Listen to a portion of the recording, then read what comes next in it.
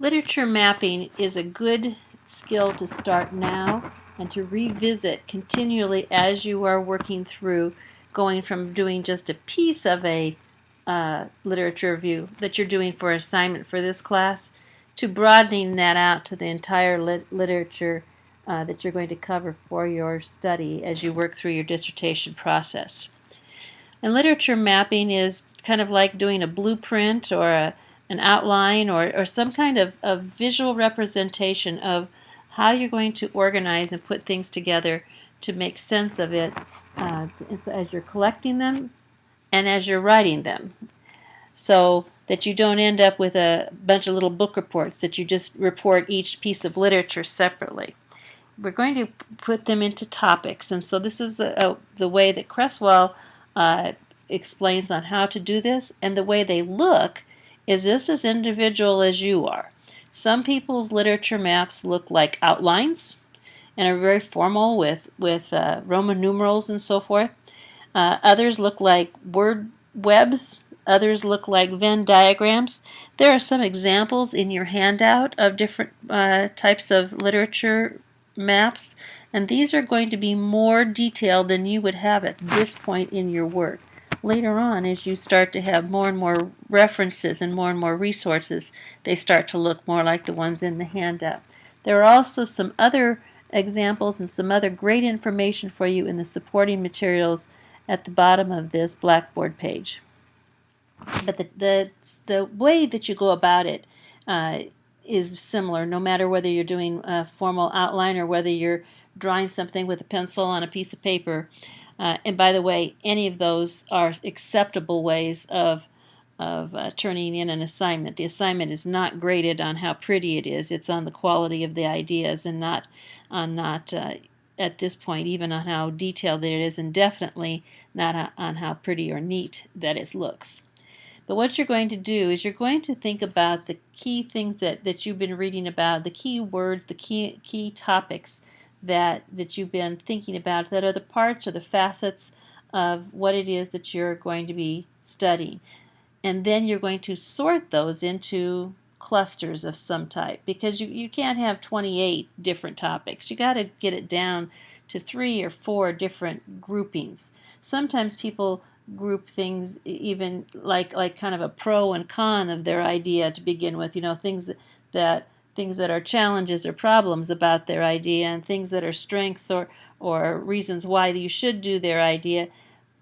That leads to more of the chapter 1 type of literature about why this issue is a problem. When you're thinking about this literature that you're doing for a chapter 2, it's more of a sharing of an expertise. It's kind of like the teaching somebody about the topic. If you're going to be looking at the you put in a new program for math, and you want to look and see about whether using this one-to-one computer program that you've bought for your mathematics instruction is successful. Well, you're going to have some basic understanding of some terms I've just said. You're going to have some understanding of one-to-one technology. You're going to have some basic understanding of the math instruction and different ways that it's measured in the instruction, and you probably will have some specific overlap of other places that have studied the use of technology in improving students' achievement, especially in the area of math.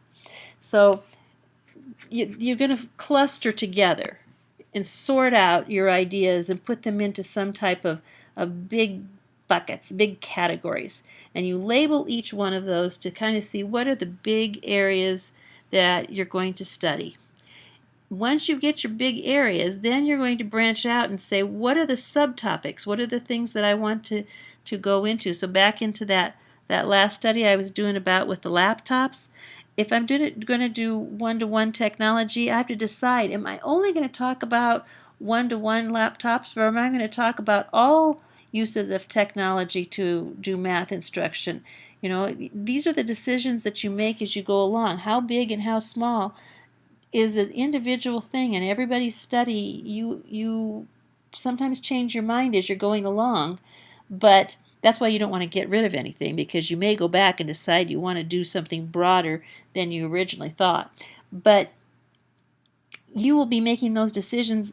That's why this original lit map is just very tentative at this point. But without it, it's hard to figure out where to stop. And that's just as important as to know where to start.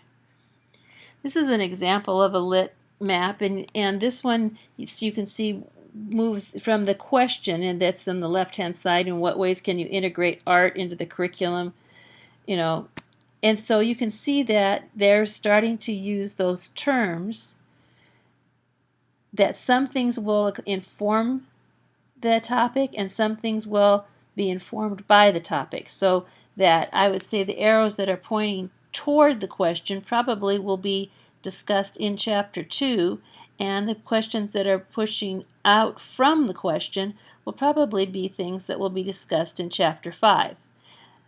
Just one way of organizing things. There's many, many ways that are correct. You had that article on bullying. This is the outline, and you have this in your handout as well. You can go and see how they did. You could take the topics that are in that article and create a literature map out of that by looking at the basic topics and how they branch down into the subtopics within that. This is not required that you do this, but you're certainly welcome to spend a couple minutes just looking at this, because it helps you figure out how you can go from an article back to a lit map, so that when you want to go in the opposite direction, how deep do you want to go with your topic? So it's your turn to go out and create a lit map. The literature map starts out to be general, and then what you eventually want to do is you want to add into it all of the things that you are researching. And if you do not have enough research in an area, that area will shrivel and shrink up, and the other areas may grow and branch. So their lit map should grow and change as you do your research.